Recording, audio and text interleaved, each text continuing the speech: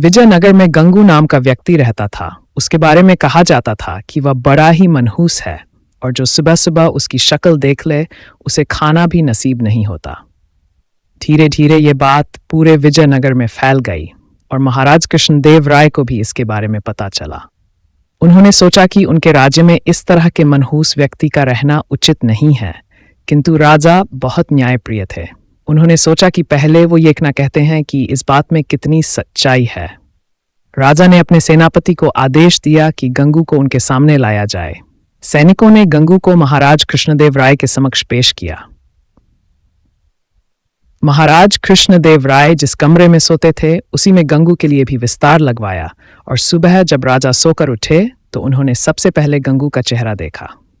कुछ देर बाद अचानक काड़ी आ जाने के कारण राजा को राजमहल से बाहर जाना पड़ा और उस दिन वो इतने व्यस्त रहे कि उन्हें खाना भी नसीब नहीं हुआ। राजा कृष्णदेव राय को यकीन हो गया कि यह सब गंगू का चेहरा देखने के कारण हुआ है। राजा ने सोचा, जब इस व्यक्ति के कारण मुझे भोजन नसीब नहीं हुआ तो शहर के दूसरे लोगों के साथ क्या होता होगा। गुस्से में राजा कृष्णदेव राय ने गंगू को फांसी पर टांगने का आदेश दिया। यह बात पूरे राज्य में फैल गई कि कल गंगू को फांसी दी जाएगी। जब यह बात तेनालीराम को पता चली तो वे सारा माजरा समझ गए और तत्काल गंगू के पास पहुंचे। तेनालीराम को देखकर गंगू रोने लगा और तेनालीराम को पूरी बात बतलाई। तेनालीराम गंगू को सांत्वना देते हुए उसके कहा कि जैसा वो कहें गंगू को वैसा ही करना होगा। गंगू भी तेनालीराम की बात समझ गया। दूसरे दिन जब गंगू को फांसी दी जानी थी तभी गंगू से उसकी अंतिम इच्छा पूछी गई। गंगू बोला, मुझे महाराज से मिलकर कुछ बतलाना है, यही मेरी अंतिम इच्छा है। सैनिकों ने महाराज कृष्णदेव राय से गंगू की अंतिम इच्छा बतलाई।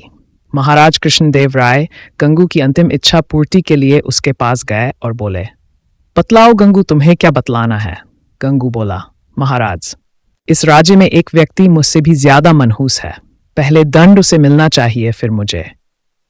महाराज कृष्णदेवराय राय ने बड़े आश्चर्य से गंगू से पूछा, गंगू, बतलाओ वह मनहूस व्यक्ति कौन है। गंगू बोला, महाराज, वह मनहूस व्यक्ति कोई और नहीं बल्कि इस राज्य का राजा अर्थात आप हैं। यह सुनकर महाराज कृष्णदेव राय अत्यधिक क्रोधित हुए और बोले, जानते हो गंगू, तुम क्या बोल रहे हो, इसके बदले तुम्हें दंड भी मिल सकता है। गंगू बोला, महाराज, मृत्युदंड से बड़ा कोई दंड हो सकता है क्या?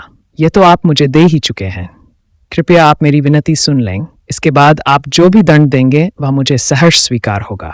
यह सुनकर महाराज का क्रोध कुछ शांत हुआ और बोले, तुम्हें जो कहना है कहो। गंगू बोला, महाराज, कल सुबह जब आपने मेरा चेहरा देखा तब आपको दिन भर भोजन नहीं मिला, तब आपने मुझे मनहूस समझकर मृत्युदंड दे दिया।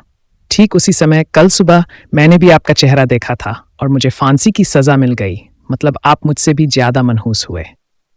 महाराज कृष्णदेव राय को पूरी बात समझ आ गई और उन्हें अपने निर्णय पर पछतावा हो रहा था।